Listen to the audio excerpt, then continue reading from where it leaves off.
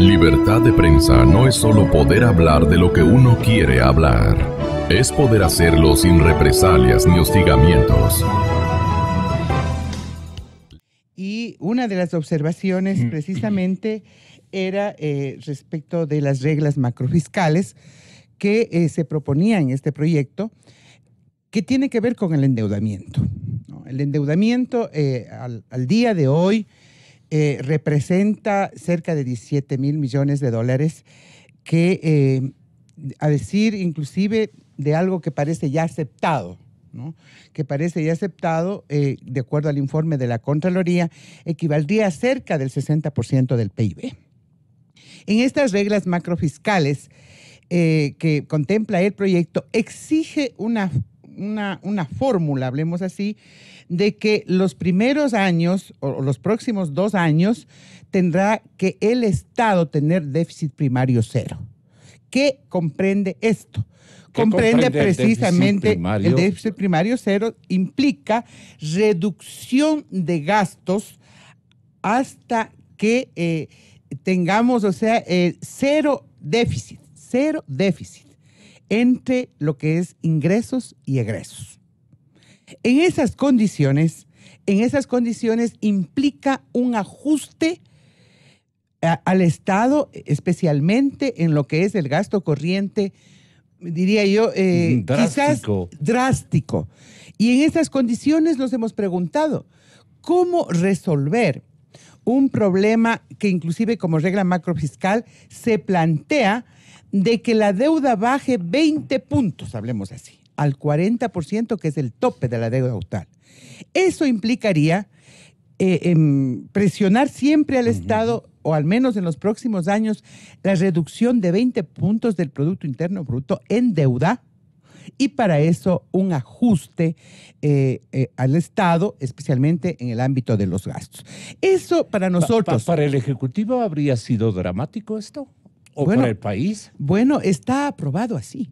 Híjole. Así salió aprobado, obviamente, con cambios en función de que habrá posibilidad de un endeudamiento, que habrá la presentación de un plan de convergencia para cubrir esta meta, hablemos así, y además existe en la propia ley la prohibición a la Asamblea Nacional de aprobar un presupuesto con déficit, que no tenga ese déficit primario. Para nosotros, el 80% solamente de gasto corriente actualmente financia lo que es maestros, lo que es enfermeras, médicos, policías, militares. No, mucho me temo, ¿no es cierto?, que esto no se pueda cumplir en la propuesta hecha por el actual ministro de Economía. Por lo tanto, nuestra propuesta era que se reconozca inclusive que el tope de la deuda ya es casi imposible el que vuelva a ser el 40%, y que se reconozca a partir del 60% capaz de blindar al Estado el cumplimiento de sus obligaciones constitucionales. La inconsistencia para el cumplimiento. Esa era nuestra observación principal. Sí, doctora. Digamos, la parte medular y el conflicto de cumplimiento, ¿cómo han creído, por ejemplo, en el movimiento Creo, en la bancada que usted representa en el programa, se pueden solucionar? Porque si no se va a cumplir, van a haber dificultades y van a haber naturalmente colisiones internas dentro de la Asamblea. ¿O usted cómo ve la película? Buenos días, Gonzalo, Silvia. Villamar, buenos días, amigos y amigas. Buen fin de semana con todos. Tengo en este momento en mis manos la última noticia del telégrafo respecto de la deuda pública, que cuando llega al 57% del PIB, asciende a 58.979 millones. No son 17,000. Son 58.979 millones de deuda pública. Esto incluye la deuda externa y la deuda interna del Estado ecuatoriano. ¿Por qué buscó desinformar, Silvia? No creo que haya buscado desinformar. Lo que pasa es que ahí hay valoraciones diferentes. Yo creo que eso ya estuvo más fuerte que la deuda. ¿No? Fuertecito. Lo que pasa es que hay que explicar, o sea, qué representa ese 20% que toca bajar. El 17, ¿cómo usted No, lo...? el 20% que toca bajar. A esos Ya. 17 hay que sumarle el 40. Ya. ¿No? Y le da a lo mejor el número exacto que dice Fabricio. Entonces, el planteamiento es el siguiente. ¿Cómo llegamos a este momento, Gonzalo? Llegamos a este momento por una política económica equivocada. Llegamos a este momento por un gobierno que pensó que podía endeudarse ad eternitatum cuando el precio del valor el valor del petróleo ya no le dio. Y para poder mantener artificialmente la economía del Ecuador han necesitado endeudarse. Y llegamos a un momento en donde todos los economistas le van a decir, de cualquier tendencia, que sería criminal entrar a un recorte inmediato muy fuerte. Sería una especie de ponerle el freno de mano a la economía. Lo que tampoco se puede hacer es dejar abiertas las posibilidades para que el gobierno se endeude como quiera y deje abierta la posibilidad de endeudarse los próximos 3 años sin que nadie le controle. Entonces, ¿esto si aparece bien entonces como candado o algo así? Eso hubiera sido lo Aceptable. eso hubiera sido lo responsable. Lo Gonzalo. responsable. Eso hubiera sido lo responsable. ¿Qué Porque no durante el permitieron? debate, ¿Quiénes no permitieron el candado que ustedes querían establecer? los 74 votos. Los 74 votos que hubo ayer, de la gente del ¿Y en qué morenismo, tuvieron como se que denomina, ceder? le comento, Gonzalo, cómo se dieron las cosas. A ver, la historia En la Comisión de Desarrollo esta aprobación Económico. sería bueno en homenaje A la audiencia. Comisión de Desarrollo Económico se manda este proyecto porque el gobierno no tiene los votos en la Comisión de Régimen Tributario. Porque esa es la comisión que está presidida por No un correísta tiene la radical, mayoría entonces legal le que mandan se requiere. donde un morenista, sí señor. Entonces llega esa comisión y esa comisión se convierte en una suerte de la comisión de la carta a Papá Noel, en donde todos los que tienen capacidad de lobby van y piden, a mí deme, bájeme el ICE, a mí en cambio quíteme el no sé cuánto, a mí deme tantos años para inversiones. Condicionan su Sí, apoyo señor. al macroproyecto. Sí, señor. Y todo esto tiene una razón, es decir, luego de 11 años de un proyecto económico equivocado, por si no estuviera equivocado no estaríamos en este problema. Pues. Claro, claro. ¿Ya? Entonces, esta forma de administrar la economía nos lleva a este conflicto en donde todo el sector productivo del Ecuador se ha sentido constreñido, se ha sentido apretado, se ha sentido angustiado, asfixiado. Y llegamos a un momento en donde la gente dice, libérennos para poder salir adelante.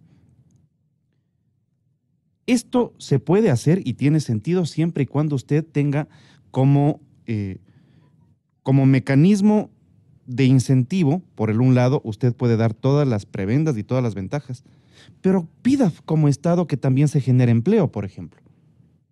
Eso hablando de los privados.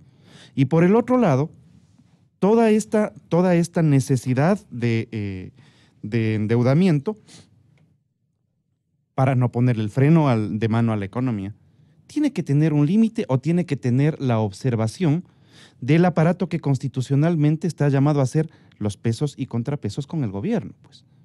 Pues bueno, lo que se ha aprobado el día de ayer es que el gobierno tenga una capacidad de endeudamiento abierta durante los próximos años.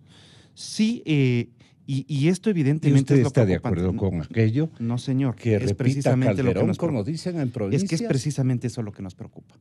Es decir, nosotros podemos entender que el gobierno está haciendo un tímido reconocimiento de que el programa económico, el manejo económico de los últimos 11 años estuvo equivocado.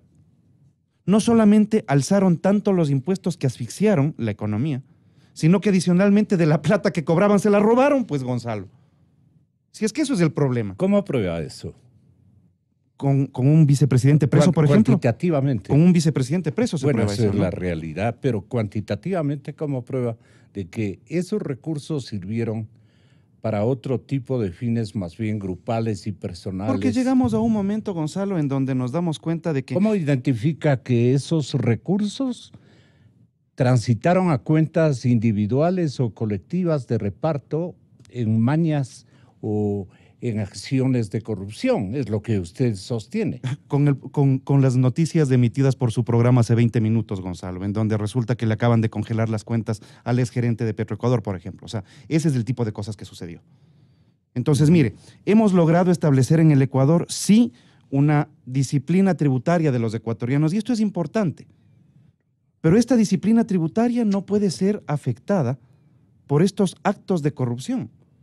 Entonces a los ecuatorianos finalmente dicen, no importa pagar impuestos, con que no se roben ya es bastante, pues. Entonces usted tiene toda una receta para el desastre.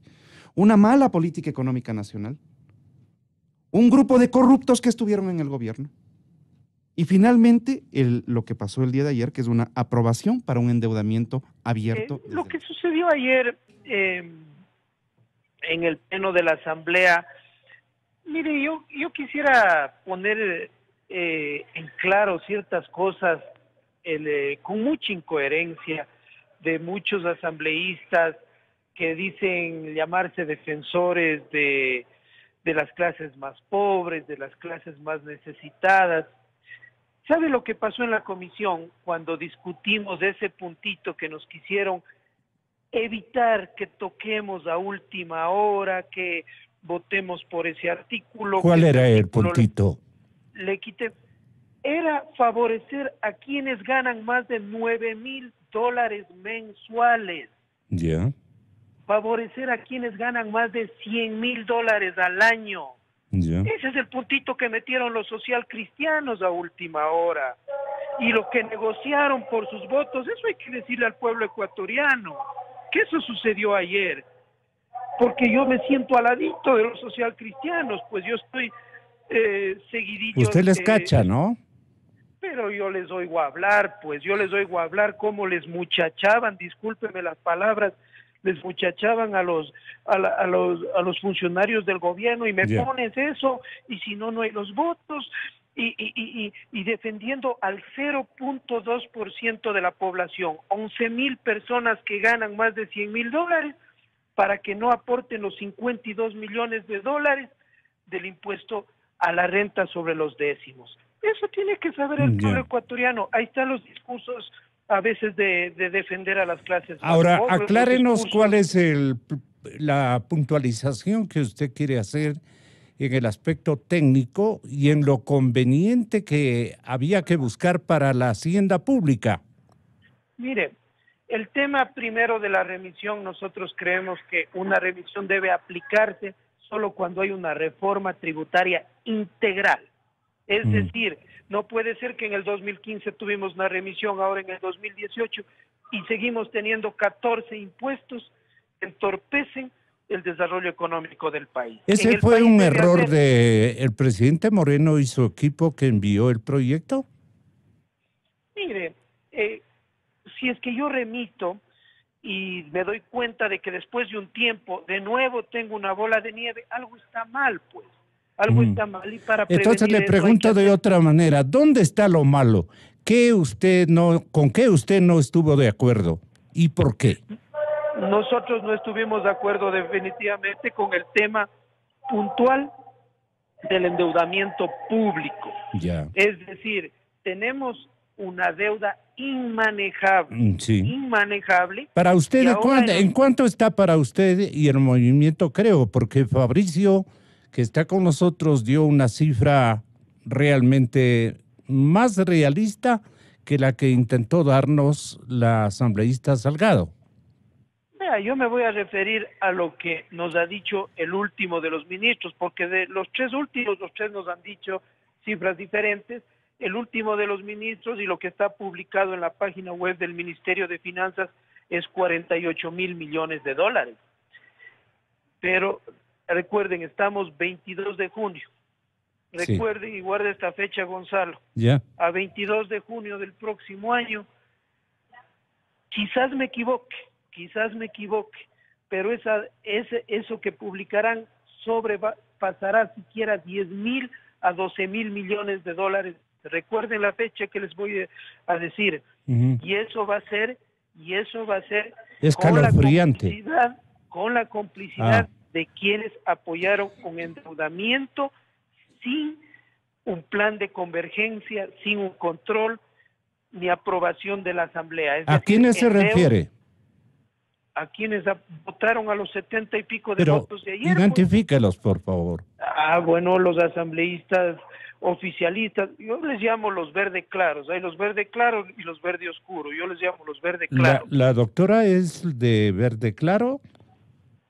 ¿Qué doctora? La doctora Salgado. No sé, bueno, ella creo que es medio roja porque es socialista, Silvita. pero Sí, siga adelante. Les está Ya. apoyando a los oficialistas. Ya. Y aquí tengo que decirlo, estuvieron los de Suma. Bueno, pero Club estamos Social en la Cristiano. cuantía de la deuda. ¿Qué dejamos precisando de la cuantía de la deuda para ver si coinciden? Miren, el tema es el siguiente. Si yo no sincero las cifras, si las Sí. cuentas no son cristalinas, no Ujú. son claras, por más maravillas que yo ponga en un papel, por más maravillas que yo haga el esfuerzo de tarde, mañana y noche, una Los comisión, de resultados no reunirse van en a pleno, ser los que se no buscan. va a funcionar, no Claro. va a funcionar y esperemos, ya le digo. Pero quizás ¿por qué me no nos equivoque. precisa la cifra, Homero? ¿La cifra de qué? De De lo la que vamos deuda, a- sí. Yo calculo que la deuda está sobre ¿Hacia los dónde 60. apunta la cuantía de la deuda con todo esto? Yo calculo que la deuda el próximo año, la deuda que nos publicarán en la cuenta del Ministerio de Finanzas, quizás no dejen de publicar porque muchos años dejaron ocultan, de publicar, así va es. a ser cerca de los 65.000 millones de dólares. Coincide Ese- con ese Fabricio. ese es el tema que nos preocupa y ese es el tema el cual nosotros jamás podíamos ser irresponsables hipotecando el futuro de los ecuatorianos.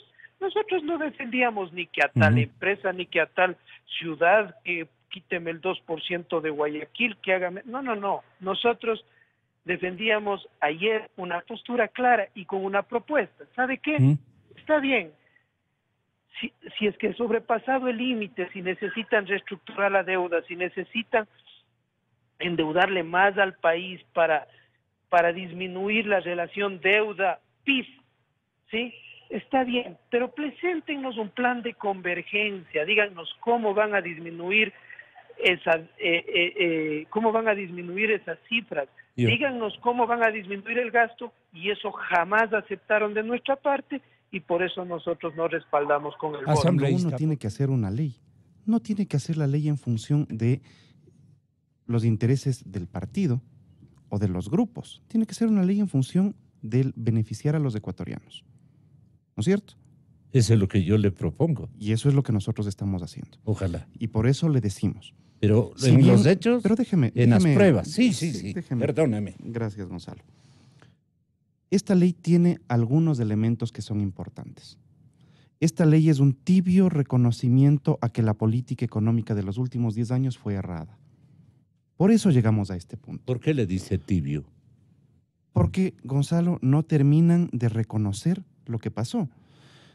Los primeros 20 minutos de este programa nos hemos dedicado a decidir cuál mismo es la deuda, si son 17.000 millones o son 57.000 millones. Y la deuda son 57.000 millones. Así es. Son 17.000 para llegar al tope. De eso es de lo que estamos hablando. Pero los 57 hay que pagar. ¿Y quién va a pagar, Gonzalo? Usted, yo, Silvia y las personas que nos están escuchando. ¿Para qué le ponerlo sirve más ese claro, indicador? si es que hay un guagua que en este momento está naciendo en la maternidad Isidro Ayora de Quito, antes de que le pongan el primer pañal, el guagua ya debe $4.700, pues, Gonzalo. Ya. ¿Para qué le sirve ese indicador? Porque resulta que esto es lo que tiene que ubicar por dónde tiene que ir la política económica del Ecuador, Gonzalo. Entonces, el Ecuador, con la ley que salió el día de ayer, cierto es que de alguna manera da un respiro al sector productivo, sí, cierto es. Por otra parte, le da un respiro al gobierno para que tengan liquidez inmediata, sí, cierto es. ¿A cambio de qué? a cambio de que ya la deuda no sean los 57,000 millones de los que estamos hablando, sino por lo pronto, de lo que nos han dicho, de entrada necesitan endeudarse en 10,000 millones de dólares más. De entrada, Gonzalo, 10,000 millones de dólares más este año. Y el siguiente nos dicen que ya van a bajar. Para el siguiente solo 8,000 dólares más se van a endeudar. Y para el siguiente, no, para el siguiente vamos a estar mejor porque solo 6,000 millones más vamos a contratar. Bueno, esa es la realidad. Entonces, cuando usted me pregunta esto, yo lo que le digo es lo que estamos intentando hacer es salvar la economía de este país. Por eso ayer no tuvieron nuestros votos para esta ley, pues, Gonzalo. Eso es lo que nosotros hicimos. Pero los indicadores de riesgo país han crecido. Se dispararon, exactamente. Entonces pasan de 600 a 806 puntos de un día al otro. Entonces, ¿qué está pasando? Que resulta que... ¿A quién no entienden los organismos internacionales? ¿Quién establece la calificación riesgo país? ¿No es cierto? Son básicamente 3 corporaciones que establecen los índices de riesgo país. Sí, señor. ¿Ya? Y cuando dicen que el riesgo del Ecuador, el riesgo económico del Ecuador salta de 600 y pico a 806 puntos, mientras nosotros estamos en la discusión del proyecto de ley, resulta que eso significa que así mucha confianza nos está generando. Pero déjeme aclarar un par de cosas porque si no nos quedamos en el aire con temas que son realmente importantes. Tenga la bondad. Se trata de hacer pensar que la plata que sale del Ecuador es de estos malos empresarios, de esta gente que no cree en el Ecuador, de estos angurrientos que no confían en el Ecuador, que hacen la plata aquí y se la llevan afuera. ¿Sabe quién es el mayor sacador de plata del Ecuador? El Estado ecuatoriano, pues. ¿O no van a salir del Ecuador los 57,000 millones de dólares? O sea, el Estado ecuatoriano va a tener que sacar esa plata algún rato. La segunda, ¿sabe cuánto paga el Estado ecuatoriano por hidrocarburos cada año? Este año van a ser 3,500 millones. El próximo son 4,200 millones. Para el año 2021, si no me equivoco, son 6,000 millones de hidrocarburos. ¿Qué es lo que usted tenía que hacer? Y se lo propuse a la comisión. Pero en serio, a ratos hablar con esta gente es como hablar con chapa en batida, Gonzalo. Se les dijo, generemos un fondo para promover el uso de energías alternativas en el transporte público, pues. Si es que estamos gastando un montón de plata en comprar gasolina y diésel y tenemos tal cantidad de energía eléctrica, ¿no será bueno cambiarnos a que tengamos el transporte público eléctrico? ¿Ya? Esto lo digo como ex concejal de Quito, pero sí me he pasado 10 años peleando por esto, Gonzalo. Algo no parecido a lo criollo, pero también, o sea, hablarle a la gente y decirle, y también a usted, a todos nosotros decirnos y sincerar las cosas. ¿Qué gobierno no ha tenido deuda, primero? A ver, entonces, si tenemos alguna referencia, habría que decirlo y buscar las causas. Pero no de esas dimensiones. Todos los gobiernos han tenido deuda. Usted ha sido asambleísta mucho rato. A ver, no, nunca, 4 años. Nunca. 4 años. Sí. No, pero ha sido dirigente política muchos años. Por lo mismo, por lo que tengo referencia usted de lo que han sido los gobiernos en este país. Cuantitativamente esto ha sido una barbaridad pues, en los últimos años. Han endeudado al país. Y por eso es que aquí hay que preguntarse otra cosa. ¿Para qué ha servido la deuda? Porque antes nos endeudábamos para pagar los intereses churqueros al Fondo Monetario Internacional y crecía la deuda. Y adquiríamos deuda para pagar la deuda, ¿no es cierto? Esa es la gran diferencia. Pero ustedes también han tenido sus propios churqueros. Y hay que valorar. Yo estoy partiendo de que todo el desarrollo, inclusive no solamente del país, de todos los países. Estados Unidos tiene el 105% de deuda. Mire, el 105%, o sea, rebasa inclusive su capacidad. Entonces, lo importante, hay que decirle a la gente, no se puede sobredimensionar o satanizar que el desarrollo de un país no puede hacerse también con una deuda.